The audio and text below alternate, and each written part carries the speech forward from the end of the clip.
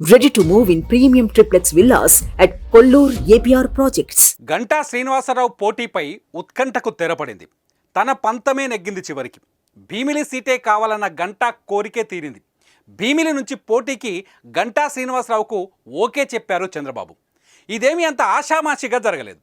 శుక్రవారం 2 గంటల పాటు భీమిలిలో ఐవీఆర్ఎస్ సర్వే నిర్వహించింది టీడీపీ. భీమిలి నియోజకవర్గ వ్యాప్తంగా అందరినీ ఫోన్ ద్వారా సంప్రదించగా గంటాకు అనుకూలంగా సంకేతాలు వచ్చాయట. దీంతో గంటాను భీమిలికి కన్ఫామ్ చేసినట్లు తెలుస్తోంది. వాస్తవానికి టీడీపీ 3వ లిస్టులో భీమిలి నుంచి గంటా శ్రీనివాసరావు పేరు ప్రకటించాల్సి ఉంది. చివరి నిమిషంలో పేరును తొలగించారు. తదుపరి జాబితాలో గంటా పేరు పక్కాగా రాబోతుందట. మొత్తానికి భీమిలి కళ గంటాకు నెరవేరుతుంది. భీమిలి టికెట్ గంటాకు కేటాయించడంతో చీపురుపల్లి నుంచి కళా వెంకట్రావును బరిలోకి దింపనున్నట్లు తెలుస్తోంది. అయితే గంటా ఈసారి రూటు మార్చినట్టు అనిపిస్తోంది. పోటీ చేసిన నియోజకవర్గం నుంచి మళ్ళీ పోటీ చేయని గంటా ఈసారి 2014లో పోటీ చేసిన భీమిలి నుంచి మళ్ళీ ఎన్నికల బరిలోకి దిగుతున్నారు.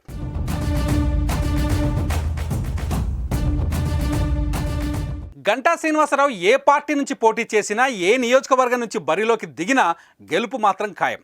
ఆయన రాజకీయ ప్రయాణాన్ని పరిశీలిస్తే ఈ విషయం స్పష్టంగా తెలుస్తుంది. ఒక్కసారి పోటీ చేసిన నియోజకవర్గంలో మళ్ళీ పోటీ చేయని నాయకుడు గంటా.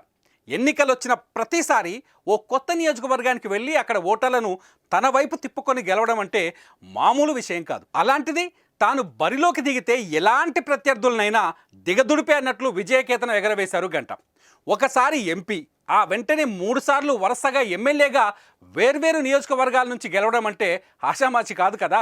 కానీ గంటా గెలిచి చూపించారు. ప్రకాశం జిల్లా జరుగుమిల్లి మండలం కామేపల్లి గ్రామానికి చెందిన గంటా శ్రీనివాసరావు విశాఖలో స్థిరపడ్డారు. డిగ్రీ పూర్తి చేసి స్థిరాస్తి వ్యాపారంలోకి అడుగుపెట్టారు. వ్యాపారవేత్తగా ఎదిగారు. 1999లో టీడీపీలో చేరి అనకాపల్లి లోక్సభ నియోజకవర్గం నుంచి పోటీ చేశారు. కాంగ్రెస్ అభ్యర్థి గుడివాడ గురునాథరావుపై 58,464 ఓట్ల తేడాతో గెలుపొందారు. ఆ తర్వాత 2004 అసెంబ్లీ ఎన్నికల్లో చోడవరం నుంచి పోటీ చేసి సీనియర్ కాంగ్రెస్ లీడర్ బాలిరెడ్డి సత్యారావుపై 9,601 ఓట్ల తేడాతో విజయకేతనం ఎగురవేశారు. అయితే 2004లో టీడీపీ ప్రభుత్వాన్ని ఏర్పాటు చేయలేకపోయింది.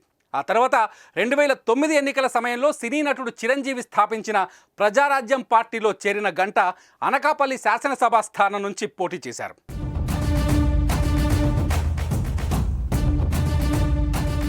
ఉద్దండులైన కొనతాల రామకృష్ణ, దాడి వీరభద్రరావులను ఓడించి వరుసగా రెండోసారి ఎమ్మెల్యే అయ్యారు. 10,866 ఓట్ల మెజారిటీతో గెలిచారు. అయితే ప్రజారాజ్యం పార్టీని చిరంజీవి కాంగ్రెస్లో విలీనం చేయడంతో కిరణ్ కుమార్ రెడ్డి కేబినెట్లో గంటాకి మంత్రి పదవి దక్కింది. రాష్ట్ర విభజన తరువాత గంటా గుండ్రంగా తిరిగి మళ్ళీ టీడీపీలో చేరారు. భీమిలి నుంచి పోటీ చేసి వైసీపీ అభ్యర్థి కర్రి సీతారాంపై 37,226 ఓట్ల మెజారిటీతో గెలిచారు. చంద్రబాబు కేబినెట్లో మానవ వనరుల శాఖ మంత్రిగా బాధ్యతలు చేపట్టారు. 2014 ఎన్నికల్లో భీమిలి నుంచి మంచి మెజారిటీతో గెలిచినా మళ్ళీ ఎన్నికల్లో గంటా తన నియోజకవర్గాన్ని మార్చేశారు. 2019లో విశాఖపట్నం ఉత్తరం నుంచి పోటీ చేసి గెలిచారు. అయితే గంటా అంత సులభంగా ఏమీ గెలవలేదు. వైసీపీకి చెందిన ప్రత్యర్థి కేకే రాజు గంటాకు గట్టి పోటీనే ఇచ్చారు. ఆఖరి రౌండ్ వరకు ఉత్కంఠగా సాగిన లెక్కింపులో చివరి విజయం గంటానే వరించింది. దీంతో వరుసగా వేర్వేరు నియోజకవర్గాల నుంచి 4 సార్లు ఎమ్మెల్యేగా ఎన్నికైనట్టయింది.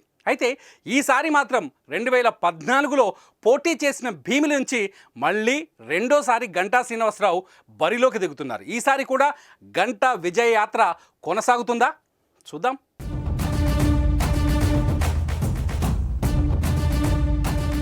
సుమన్ టీవీలో మీ పర్సనల్ అండ్ బిజినెస్ ప్రమోషన్స్ కోసం కింది నెంబర్కి కాంటాక్ట్ చేయండి.